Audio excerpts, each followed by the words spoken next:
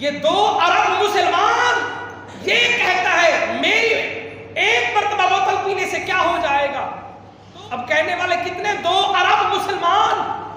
اچھا بتاؤ تو صحیح، 2 ارب مسلمان جب ان کی پروڈکٹ استعمال کرتا ہے، ہر کسی کا یہی نظریہ ہے، یہی تصور، یہی ذہن. اچھا بتاؤ، ابھی کل کی خبر آئی ہوئی تھی جو ان کو پاکستان کے اندر 17 ارب روپے ان کو منافع ملتا تھا، اب جو ان کو خالی بوتل کی وجہ سے، کوکا کولا یا ان کی پیپسی کی وجہ سے 2 ارب منافع مل رہا ہے، بتائیں ان کو کتنا نقصان ہوا ہے. اب میں آپ کو فتح خیبر کے بارے میں بتاؤں، یہی وجہ تھی حضور علیہ السلام نے فرمایا ان کا بائیکاٹ کرو. آپ جو ہر مسلک کے اوپر ہر عالم دین آپ کو کہہ رہا ہے ان کی مصنوعات کا بائیکاٹ کرے، آج ہمیں یہ کہہ دیا جاتا ہے اب ہمارے بائیکاٹ کرنے سے کیا ان کا فائدہ ہو جائے گا. آپ اپنے حصے کا تو کم از کم کام کریں، ان کے ساتھ تعاون کریں.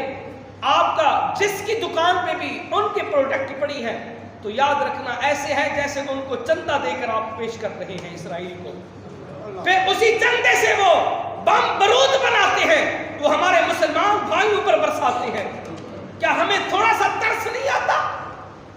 کیا ہمارے جسم نہیں لرزتے؟ کیا ہماری روح نہیں کانپتی؟ کیا ہمیں اپنے بچے یاد نہیں آتے؟ جب ہم ان کے بچے کٹتے ہوئے دیکھتے ہیں، کم از کم اپنے بچوں کی طرف دیکھ لینا، اگر ہمارے بچے وہاں ہوتے تو ہمارے ساتھ کیا ہوتا؟